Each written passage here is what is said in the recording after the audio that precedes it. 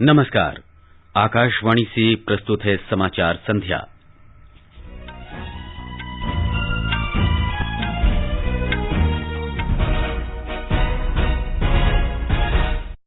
प्रधानमंत्री नरेंद्र मोदी ने कहा, देश के डिजिटल लोक अवसंरचना समाधान दुनिया भर के लोगों के जीवन को सुधार सकते हैं। स्वास्थ्य मंत्री मनसुख मांडविया ने कहा, नए कोविड वेरिएंट ओमिक्रॉन की चुनौती से निपटने के लिए कई एहतियाती उपाय किए गए। केंद्र ने राज्यों और केंद्र शासित प्रदेशों से ओमिक्रॉन का संक्रमण रोकने के लिए अधिक सतर्कता बरतने को कहा। राष्ट्रव्यापी टीकाकरण अभियान के अंतर्गत 126 करोड़ से अधिक कोविड टीके लगाए गए। सरकार ने देश भर में मार्च 2025 तक 10,500 प्रधानमंत्री जन औषधि केंद्र खोलने का लक्ष्य रखा। राष्ट्रपति रामनाथ कोविंद ने अंतर्राष्ट्रीय दिव्यांग दिवस पर राष्ट्रीय पुरस्कार प्रदान किए। चक्रवाती तूफान जवाद के कल सवेरे आंध्र प्रदेश और उड़ीसा तट के निकट बंगाल की खाड़ी के पश्चिम मध्य में पहुंचने की संभावना। और न्यूजीलैंड के साथ मुंबई क्रिकेट टेस्ट मैच में मयंक अग्रवाल की शतकीय पारी की बदौलत भारत ने पहले दिन 4 विकेट पर 221 रन बनाए। समाचार संध्या में जागृति शर्मा के साथ मैं मुकेश कुमार। देश कोविड टीकाकरण अभियान के अंतर्गत 150 करोड़ टीके लगाने की दिशा में लगातार आगे बढ़ रहा है। कोरोना वायरस का नया वेरिएंट मिलने से चिंताएं बढ़ी हैं। आपसे हमारी अपील है कि यथाशीघ्र दोनों टीके लगवाएं और अन्य लोगों को भी टीके लगवाने के लिए प्रेरित करें। कृपया 3 सरल उपायों का अवश्य पालन करें। मास्क लगाएं, 2 गज की सुरक्षित दूरी बनाए रखें, हाथ और चेहरा साफ रखें। कोविड से संबंधित किसी भी जानकारी और मार्गदर्शन के लिए राष्ट्रीय हेल्पलाइन नंबर 011-2397-8046 और 1075 पर संपर्क करें। और अब समाचार विस्तार से। प्रधानमंत्री नरेंद्र मोदी ने कहा है कि हमारे डिजिटल लोक अवसंरचना समाधान से विश्व भर में लोगों के जीवन में सुधार हो सकता है। उन्होंने कहा कि भारत ने दुनिया के समक्ष ये सिद्ध कर दिया है कि प्रौद्योगिकी अपनाने या नवाचार में वो किसी से भी पीछे नहीं है। इन्फिनिटी फोरम में उन्होंने कहा कि डिजिटल इंडिया के अंतर्गत परिवर्तनकारी पहलों ने शासन प्रणाली में लागू किए जाने वाले अभिनव फिनटेक समाधानों के द्वार खोल दिए हैं। India has proved to the world that it is second to none when it comes to adopting technology or innovating around it. Transformational initiatives under Digital India have opened doors for fintech innovations to be applied in governance. Technology has also catalyzed financial inclusion. From less than 50% Indians having bank accounts in 2014, we have almost universalized. प्रधानमंत्री ने आज infinity forum का उद्घाटन किया। इसमें Indonesia, दक्षिण Africa और Britain साझेदार देश हैं। श्री मोदी ने कहा कि इस मंच के पास देश में अपार संभावनाएं हैं और अब इन पहलों को फिनटेक क्रांति में बदलने का समय आ गया है। Fintech revolution, a revolution that helps to achieve financial empowerment of every single citizen of the country. Fintech industry has achieved huge scale. This fintech acceptability among the masses has a unique feature. That feature is trust. The common Indian has shown immense trust in our fintech ecosystem by embracing digital payments and such technologies. स्वास्थ्य मंत्री doctor Mansukh Mandaviya ने कहा है कि नए Covid variant Omicron की चुनौती से निपटने के लिए कई एहतियाती उपाय किए गए हैं। लोकसभा में कोविड महामारी पर चर्चा के दौरान उन्होंने कहा कि बेंगलुरू में ओमिक्रॉन के 2 मरीजों की पुष्टि हुई है, जिसमें एक व्यक्ति दक्षिण अफ्रीका का जबकि दूसरा संक्रमित स्थानीय है। उन्होंने कहा कि दोनों संक्रमित व्यक्तियों के संपर्क का पता लगा लिया गया है। इन सबका जीनोम सीक्वेंसिंग अभी चल रही है। भारत सरकार द्वारा राज्य सरकार को सभी आवश्यक सावधानियां बरतने की सुझाव दिया गया है ताकि इस केस के द्वारा ओमिक्रॉन वेरिएंट का संक्रमण आगे न बढ़े। एट रिस्क कंट्री से आ रही फ्लाइट की सभी यात्रियों की आरटीपीसीआर टेस्टिंग की जा रही है। अभी तक आई कुल 58 फ्लाइट से 16,000 से अधिक यात्रियों की आरटीपीसीआर टेस्टिंग की गई है, जिसमें से 18 यात्री आरटीपीसीआर टेस्टिंग में पॉजिटिव पाए गए हैं और इन सबका जीनोम सीक्वेंसिंग चल रहा है ताकि यह सुनिश्चित किया जाए कि इनमें से कितने का वेरिएंट ओमिक्रॉन है या नहीं। स्वास्थ्य मंत्री ने बताया कि 25 नवंबर तक 25 अलग अलग देशों में नए स्ट्रेन का पता चला है। कोविड रोधी बूस्टर डोज देने के सवाल पर स्वास्थ्य मंत्री ने कहा कि इसके बारे में निर्णय लेते समय विशेषज्ञ समूह की राय को ध्यान में रखा जाएगा। श्री मांडविया ने कहा कि देश में अब तक 125 करोड़ टीकाकरण किया जा चुका है। उन्होंने कहा कि लगभग 100 करोड़ रुपए की लागत से चिकित्सा सुविधाएं स्थापित की जाएंगी और उन पर काम शुरू हो चुका है। देश में पात्र लोगों में से 85% ने कम से कम एक टीका ले लिया है, जबकि 56% ने दोनों टीके ले लिए हैं। उन्होंने ये भी बताया कि 22 करोड़ और टीके उपयोग के लिए उपलब्ध हैं। केंद्र ने राज्यों और केंद्र शासित प्रदेशों से कोविड के नए वेरिएंट ओमिक्रॉन का संक्रमण रोकने के लिए सभी जरूरी उपाय करने को कहा है। स्वास्थ्य सचिव राजेश भूषण ने सभी राज्यों और केंद्र शासित प्रदेशों के अपर मुख्य सचिव और स्वास्थ्य विभाग के प्रधान सचिवों को पत्र लिखा। उन्होंने बताया कि जोखिम वाले देशों के साथ साथ अन्य देशों से भी अंतर्राष्ट्रीय यात्री देश के विभिन्न राज्यों में पहुंच रहे हैं, इसलिए सभी राज्यों के निगरानी अधिकारियों को नागर विमानन मंत्रालय के एयर सुविधा पोर्टल का लिंक उपलब्ध करा दिया गया है।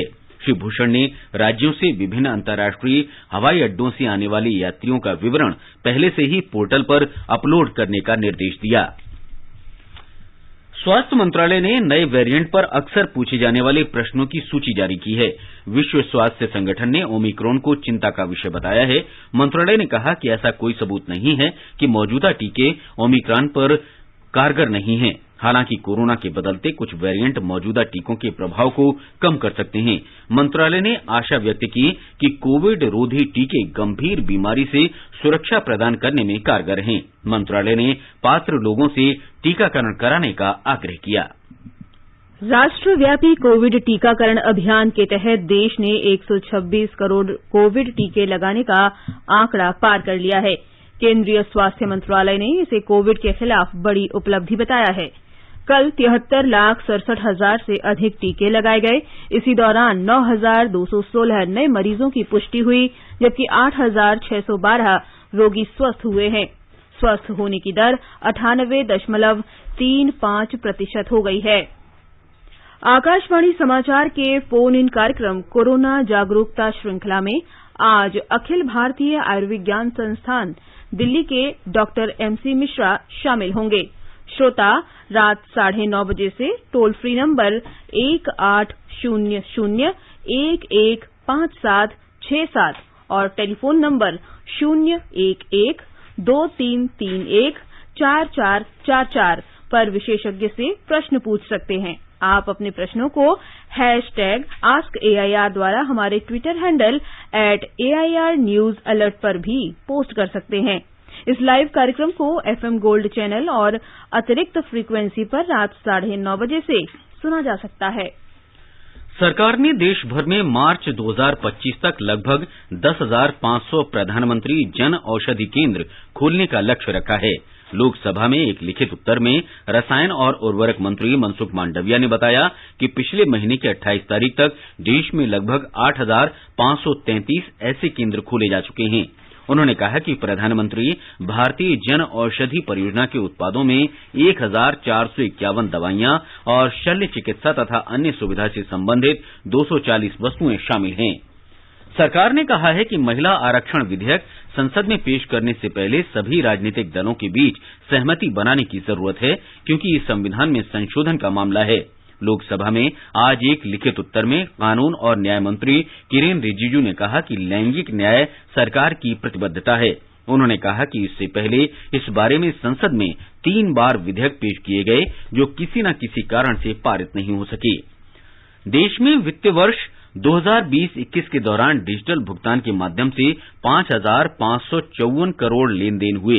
राज्यसभा में एक प्रश्न के उत्तर में इलेक्ट्रॉनिक्स और सूचना प्रौद्योगिकी राज्य मंत्री राजीव चंद्रशेखर ने बताया कि इस साल अक्टूबर में ही भीम UPI ऐप के माध्यम से 421 करोड़ लेन देन हुए। राष्ट्रपति रामनाथ कोविंद ने आज नई दिल्ली में अंतर्राष्ट्रीय दिव्यांग दिवस पर दिव्यांगजन के सशक्तिकरण की दिशा में उत्कृष्ट कार्य के लिए राष्ट्रीय पुरस्कार प्रदान किए। ये पुरस्कार व्यक्तियों, संस्थानों, संगठनों, राज्य और जिलों को उनकी उत्कृष्ट उपलब्धियों और दिव्यांगजन के सशक्तिकरण की दिशा में काम करने के लिए प्रदान किए गए। इस अवसर पर सामाजिक न्याय और अधिकारिता मंत्री डॉ वीरेंद्र कुमार भी उपस्थित थे। डॉ वीरेंद्र कुमार ने कहा कि सरकार दिव्यांगजनों के लिए दिव्यांगता पहचान पत्र परियोजना को कार्यान्वित कर रही है। सरकार दिव्यांगजनों के लिए राष्ट्रीय डाटाबेस तैयार करने के उद्देश्य विशिष्टता दिव्यांगता पहचान पत्र परियोजना को कार्यान्वित कर रही है। अब तक सभी राज्यों, संघराज्य क्षेत्रों के 713 जिलों में 64 लाख से अधिक यूडीआईडी कार्ड तैयार किए जा चुके हैं। हमने आजादी के अमृत महोत्सव के दौरान यूडीआईडी कार्ड जारी रखने की दिशा में पूर्णता प्राप्त करने का लक्ष्य रखा है। सरकार ने ग्वालियर मध्य प्रदेश में दिव्यांगता खेल केंद्र का निर्माण कर रही है। सूचना और प्रसारण मंत्री अनुराग सिंह ठाकुर और उत्तर प्रदेश के मुख्यमंत्री योगी आदित्यनाथ ने आज गोरखपुर में दूरदर्शन केंद्र के अर्थ स्टेशन का उद्घाटन किया। उन्होंने वर्चुअल माध्यम से इटावा, लखीमपुर खीरी और बहराइच जिलों में आकाशवाणी के 3 FM स्टेशनों का भी उद्घाटन किया। श्री अनुराग ठाकुर ने कहा कि इस अर्थ स्टेशन के शुरू होने से गोरखपुर से प्रसारित होने वाले कार्यक्रम देश भर में देखे जा सकेंगे। उन्होंने घोषणा की कि इस महीने की 11 तारीख से गोरखपुर दूरदर्शन केंद्र से भोजपुरी में 1 घंटे का कार्यक्रम प्रसारित किया जाएगा। सूचना और प्रसारण मंत्री ने बताया कि जल्द ही उत्तर प्रदेश के 3 जिलों सुल्तानपुर, रामपुर और महाराजगंज में FM रेडियो स्टेशन स्थापित किए जाएंगे। मैं आज इस मंच से कहना चाहता हूं कि ये जो माननीय प्रधानमंत्री मोदी जी की सोच है और योगी जी ने जो समय समय पर इच्छा जताई है, हम आने वाले समय में 3 और सेंटर जो आदरणीय योगी जी आपने इच्छा व्यक्त की थी, हमने वो सुल्तानपुर, रामपुर और महाराजगंज में भी आपको अगले 8 महीनों के अंदर बनाकर दे देंगे। इस बात की वायदा भी आपसे इस मंच से मैं करके जा रहा हूं। इसके अलावा भी जहां पर उत्तर प्रदेश की सरकार माननीय योगी आदित्यनाथ जी की इच्छा होगी कि उत्तर प्रदेश के किसी इलाके में अगर ऑल इंडिया रेडियो के FM के ट्रांसमीटर्स की जरूरत होगी तो मोदी सरकार में वो कोई कमी नहीं रखी जाएगी और वहां FM के वो ट्रांसमीटर्स लगाने का काम किया जाएगा। श्री अनुराग ठाकुर ने कहा कि मुख्यमंत्री योगी आदित्यनाथ ने उत्तर प्रदेश में माफिया का सफाया किया है और कानून व्यवस्था की स्थिति में बहुत सुधार किया है। उन्होंने कोविड से निपटने में राज्य सरकार के प्रयासों की सराहना की। इससे पहले आकाशवाणी के प्रधान महानिदेशक एन वेणुधर रेड्डी ने कहा कि 3 नए FM स्टेशनों की स्थापना से आकाशवाणी परिवार के साथ 1.5 करोड़ और श्रोता जुड़ जाएंगे। ये हमारे लिए बहुत गर्व की बात है। आकाशवाणी तो आप सबका साथी बनकर पिछले 90 साल से है। टेक्नोलॉजी में बदलाव आने से कारण ट्रांजिस्टर रेडियो कम दिख रहा है, मगर मोबाइल फोन हर व्यक्ति के पास है और जो लोग कार में सफर करते हैं और साथ मोबाइल लेकर चलते हैं, इन सब लोगों तक आकाशवाणी के कार्यक्रम सुनने के लिए FM स्टेशंस की जरूरी है। अब उत्तर प्रदेश में एक साथ 3 FM ट्रांसमीटर माननीय मुख्यमंत्री और सूचना एवं प्रसारण मंत्री के कार्यक्रमों से शुभारंभ करने वाले 20 करोड़ रुपए के लागत से करीब 1.5 करोड़ लोगों तक आकाशवाणी के यह ट्रांसमीटर कार्यक्रम पहुंचाएंगे। ये समाचार हमारी वेबसाइट newsonair.com/hindi और हमारे mobile app news on AIR पर भी उपलब्ध हैं। हर जोखिम से निकल कर फसल आए, सुरक्षित हो जाए।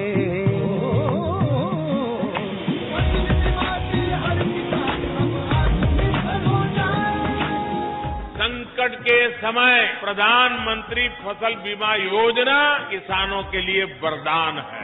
अब सूखा पड़े या बाढ़ आ जाए कोई डर नहीं, अब ओले पड़े या कीट पतंगे फसल खा जाए कोई फिक्र नहीं, क्योंकि हमने लिया है प्रधानमंत्री फसल बीमा। बुआई से फसल कटाई तक हर जोखिम का दावा, न्यूनतम प्रीमियम पर अधिकतम भुगतान का वादा। योजना से हर साल जुड़ रहे हैं 5 करोड़ से ज्यादा किसान। अब आपकी है बारी। नजदीकी कृषि कार्यालय, सहकारी समिति, बैंक शाखा, अधिकृत बीमा कंपनी या जन सेवा केंद्र में स्वेच्छा से करा सकते हैं पंजीकरण। फसल बीमा पोर्टल या फसल बीमा ऐप द्वारा भी कराया जा सकता है पंजीकरण। प्रधानमंत्री फसल बीमा योजना, आपकी फसलों का संपूर्ण सुरक्षा कवच। कृषि एवं किसान कल्याण मंत्रालय, भारत सरकार। सरकार। देखते हैं हम सपने तो सिर्फ उड़ान भरने के, बाज की तरह ऊंचाइयों पर उड़ते हुए नजर चौकन्नी रखते हैं हम। सीमाओं की रक्षा हमारा लक्ष्य, हम है भारतीय वायुसेना, ऊंची उड़ानों के प्रतीक। भारतीय वायुसेना में भर्तियां 1 दिसंबर 2020 से प्रारंभ। ऑनलाइन अप्लाई करने के लिए careerindianairforce.cdac.in पर लॉगिन करें। समाचार संध्या में आपका फिर स्वागत है। आगे बढ़ने से पहले मुख्य समाचार पर एक नजर।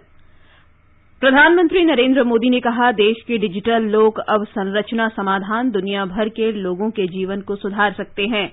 स्वास्थ्य मंत्री मनसुख मांडविया ने कहा, नए कोविड वेरिएंट ओमिक्रॉन की चुनौती से निपटने के लिए कई एहतियाती उपाय किए गए। केंद्र ने राज्यों और केंद्र शासित प्रदेशों से ओमिक्रॉन का संक्रमण रोकने के लिए अधिक सतर्कता बरतने को कहा। राष्ट्रव्यापी टीकाकरण अभियान के तहत 126 करोड़ से अधिक कोविड रोधी टीके लगाए गए। सरकार ने देश भर में मार्च 2025 तक 10,500 प्रधानमंत्री जन औषधि केंद्र खोलने का लक्ष्य रखा।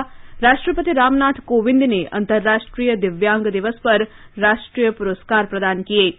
चक्रवाती तूफान जवाद के कल सुबह आंध्र प्रदेश और ओडिशा तट के निकट बंगाल की खाड़ी के पश्चिम मध्य में पहुंचने की संभावना है और न्यूजीलैंड के साथ मुंबई टेस्ट मैच में मयंक अग्रवाल की शतकीय पारी की बदौलत भारत ने पहले दिन 4 विकेट पर 221 रन बनाए। और अब प्रस्तुत है संसद समीक्षा। पहले लोकसभा की समीक्षा।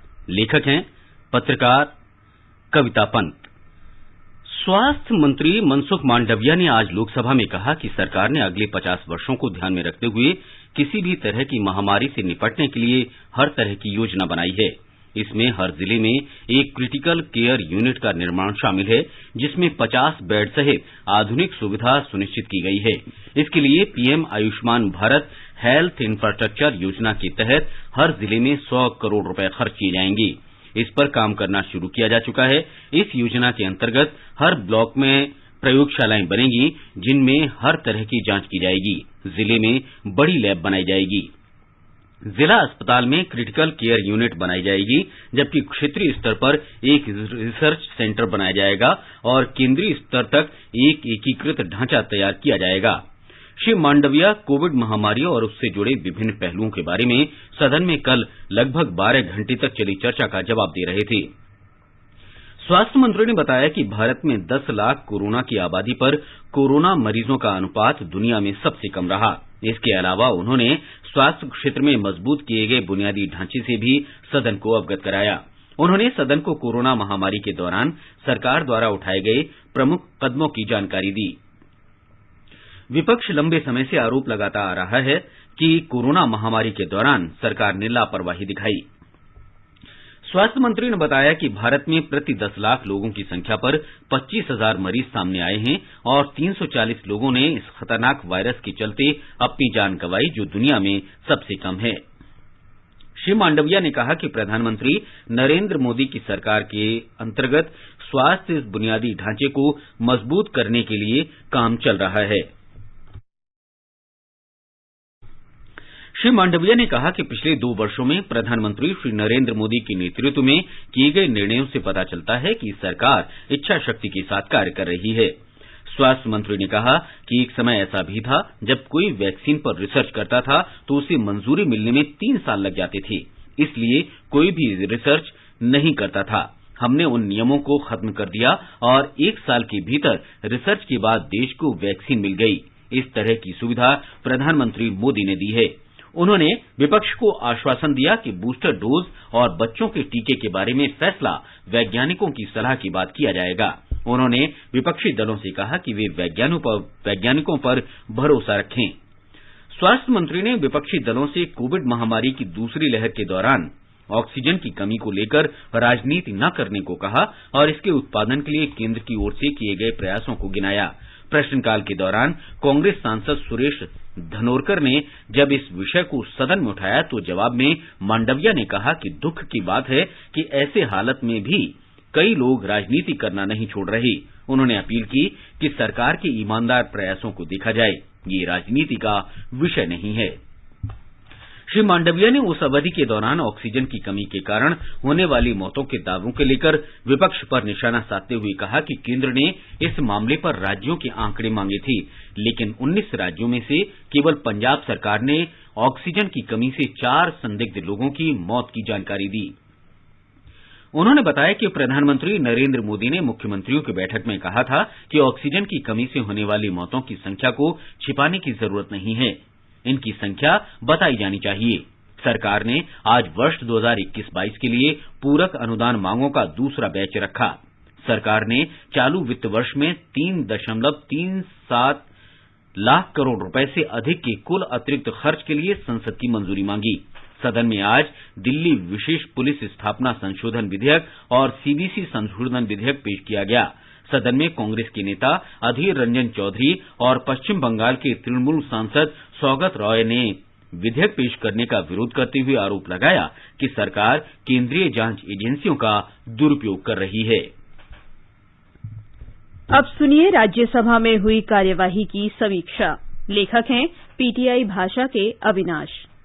संसद के शीतकालीन सत्र में आज पहली बार राज्यसभा में शून्यकाल सुचारू रूप से चला और सदस्यों ने लोक महत्व के विषय के तहत अपने अपने मुद्दे उठाए।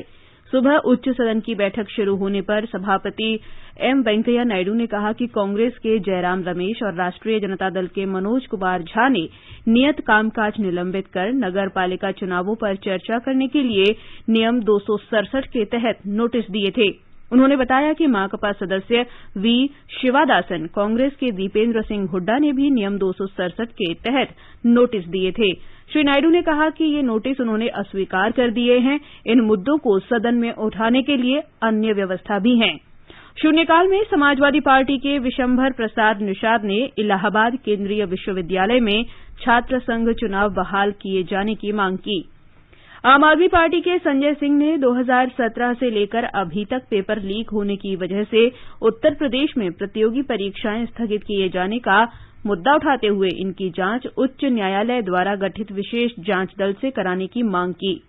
भारतीय जनता पार्टी के राकेश सिन्हा ने उन पत्र पत्रिकाओं के लिए एक संग्रहालय बनाने की मांग की जिन्होंने 1947 में भारत को स्वतंत्रता मिलने से पहले आजादी की अलख जगाने में महत्वपूर्ण भूमिका निभाई थी।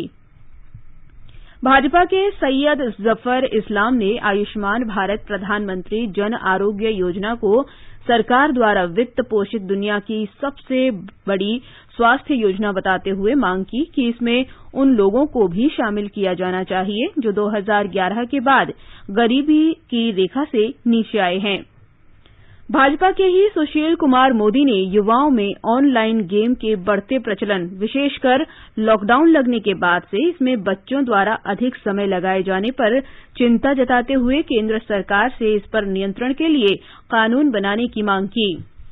श्री मोदी की इस मांग पर सभापति एम वेंकैया नायडू ने सदन में मौजूद संचार, इलेक्ट्रॉनिक्स और सूचना प्रौद्योगिकी मंत्री अश्विनी वैष्णव से कहा कि वे इस मामले का संज्ञान लें और कानून मंत्री से विमर्श करके आवश्यक कदम उठाएं। शून्यकाल में भाजपा के शिव प्रताप शुक्ला ने आर्थिक रूप से कमजोर वर्गों के लिए तय आय सीमा 2.5 लाख रुपए सालाना से बढ़ाए जाने की मांग की।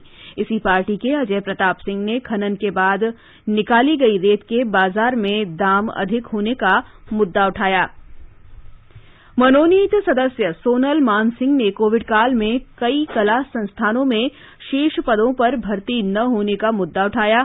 वहीं आईयूएमएल के अब्दुल वहाब ने कहा कि देश की आजादी के लिए केरल में भी आंदोलन किए गए थे जिन्हें भुला दिया गया है। शून्यकाल के बाद सदन में प्रश्नकाल सुचारू रूप से चला। भोजनावकाश के बाद वित्त मंत्री निर्मला सीतारमण ने अनुपूरक मांगों और इससे संबंधित दस्तावेजों को उच्च सदन के पटल पर रखा। इसके बाद आज शुक्रवार होने के नाते सदन में गैर सरकारी कामकाज हुआ। सदन में भोजनावकाश के बाद कुल 21 निजी विधेयक पेश किए गए और इस पर चर्चा हुई। चर्चा में भाजपा, कांग्रेस और बीजू जनता दल सहित विभिन्न दलों के अन्य सदस्यों ने भाग लिया।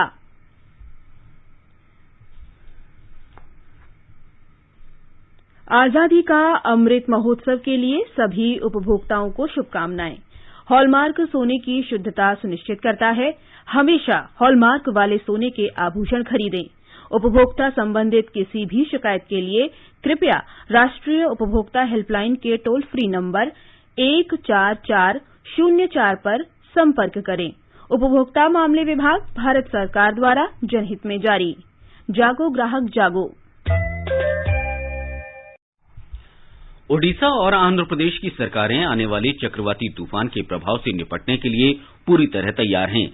मौसम विभाग के अनुसार बंगाल की खाड़ी में हवा के कम दबाव का क्षेत्र बनने के कारण कल सवेरे चक्रवाती तूफान में बदलने और ओडिशा तथा आंध्र तट से टकराने की संभावना है। इसके प्रभाव से ओडिशा के कई तटीय इलाकों में तेज हवाओं के साथ तेज वर्षा की आशंका है। इस बीच मौसम विभाग के महानिदेशक मृत्युंजय महापात्र ने कहा है कि इस चक्रवात का सबसे ज्यादा असर उत्तरी आंध्र प्रदेश और ओडिशा में होगा। राष्ट्रीय आपदा मोचन बल एनडीआरएफ के महानिदेशक अतुल करवाल ने कहा है कि पश्चिम बंगाल, ओडिशा, आंध्र प्रदेश, तमिलनाडु और अंडमान निकोबार में एनडीआरएफ की 46 टीम तैनात की गई हैं। श्री अतुल करवाल ने बताया कि एनडीआरएफ की 18 टीम भी भविष्य में तैनाती के लिए सुरक्षित रखी जा रही हैं। जितनी भी टीमें स्टेट्स ने मांगी, तीनों स्टेट्स ने, वेस्ट बंगाल, उड़ीसा और आंध्र प्रदेश ने, उतनी टीमें वहां अवेलेबल कर दी गई हैं और प्री पोजीशन कर दी गई हैं। उसकी डिप्लॉयमेंट कहां कहां होगी उसकी डिसीजन स्टेट गवर्नमेंट के कंसल्टेशन से होता है। आज की तारीख में हमारे सारे ट्रूप्स वहां प्री पोजीशन है और इसको हैंडल करने के लिए तैयार है। प्रधानमंत्री नरेंद्र मोदी ने अंतर्राष्ट्रीय दिव्यांग दिवस पर आज की प्रगति में विकलांग व्यक्तियों की शानदार उपलब्धियों और योगदान की सराहना की।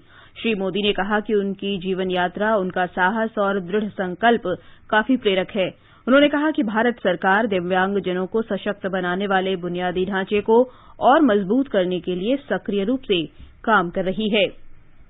प्रधानमंत्री कल उत्तराखंड के देहरादून में 18,000 करोड़ रुपए की लागत की कई परियोजनाओं का उद्घाटन और शिलान्यास करेंगे। श्री मोदी परेड ग्राउंड में एक जनसभा को भी संबोधित करेंगे। मुख्य रूप से सड़क संबंधी बुनियादी ढांचे में सुधार की इन परियोजनाओं से इस क्षेत्र में पर्यटन को बढ़ावा मिलेगा और यात्रा सुगम तथा सुरक्षित होगी। प्रधानमंत्री 11 विकास परियोजनाओं की आधारशिला भी रखेंगे। इनमें दिल्ली देहरादून आर्थिक गलियारा शामिल है। संसद की लोक लेखा समिति पीएसी कल से अपनी स्थापना की शताब्दी वर्ष मनाएगी। राष्ट्रपति रामनाथ कोविंद कल संसद के केंद्रीय कक्ष में 2 दिवसीय शताब्दी समारोह का शुभारंभ करेंगी। राष्ट्रपति एक विशेष स्मारिका का अनावरण भी करेंगे। इसमें पीएसी की 100 वर्ष की गरिमामयी यात्रा को दर्शाया गया है। इसमें 67 विशेष लेख हैं। इनमें से 15 लेख राष्ट्रमंडल देशों के हैं। मुंबई के वानखेड़े स्टेडियम में भारत ने न्यूजीलैंड के साथ दूसरे और अंतिम क्रिकेट टेस्ट मैच के पहले दिन 4 विकेट पर 221 रन बना लिए हैं। सलामी बल्लेबाज मयंक अग्रवाल 120 रन बनाकर क्रीज पर हैं। वर्षा के कारण मैच देर से शुरू हुआ था। भुवनेश्वर के कलिंग स्टेडियम में जूनियर विश्व कप हॉकी प्रतियोगिता के दूसरे सेमीफाइनल में इस समय वर्तमान चैंपियन भारत और जर्मनी के बीच मुकाबला चल रहा है। ताजा समाचार मिलने तक जर्मनी 4-1 से आगे है। मैच का आंखों देखा हाल आकाशवाणी के एफएम रेनबो और अतिरिक्त मीटरों पर प्रसारित किया जा रहा है। पहले सेमीफाइनल में अर्जेंटीना ने फ्रांस को पेनल्टी शूटआउट में 3-1 से हरा दिया है। बैडमिंटन वर्ल्ड टूर फाइनल्स में पीवी सिंधु को तीसरे और अंतिम मैच में थाईलैंड की पोर्नपावी चोचुवोंग के हाथों हार का सामना करना पड़ा। सिंधु अब सेमीफाइनल में खेलेंगी। पुरुष सिंगल्स में लक्ष्य सेन ने भी सेमीफाइनल में अपनी जगह बना ली है। किदाम्बी श्रीकांत को ग्रुप स्टेज के आखिरी मैच में हार का सामना करना पड़ा। इस हार के साथ ही उनके सेमीफाइनल में पहुंचने की उम्मीदें लगभग खत्म हो गई हैं। अंत में मुख्य समाचार एक बार फिर। प्रधानमंत्री नरेंद्र मोदी ने कहा, देश की डिजिटल लोक अवसंरचना समाधान दुनिया भर के लोगों के जीवन को सुधार सकते हैं। स्वास्थ्य मंत्री मनसुख मांडविया ने कहा, नए कोविड वेरिएंट ओमिक्रॉन की चुनौती से निपटने के लिए कई एहतियाती उपाय किए गए। केंद्र ने राज्यों और केंद्र शासित प्रदेशों से ओमिक्रॉन के संक्रमण को रोकने के लिए अधिक सतर्कता बरतने को कहा। राष्ट्रव्यापी टीकाकरण अभियान के अंतर्गत 126 करोड़ से अधिक कोविड टीके लगाए गए। सरकार ने देश भर में मार्च 2025 तक 10,500 प्रधानमंत्री जन औषधि केंद्र खोलने का लक्ष्य रखा। राष्ट्रपति रामनाथ कोविंद ने अंतर्राष्ट्रीय दिव्यांग दिवस पर राष्ट्रीय पुरस्कार प्रदान किए। चक्रवाती तूफान जवाद के कल सवेरे उत्तर आंध्र प्रदेश, दक्षिण ओडिशा के निकट बंगाल की खाड़ी के पश्चिम मध्य में पहुंचने की संभावना।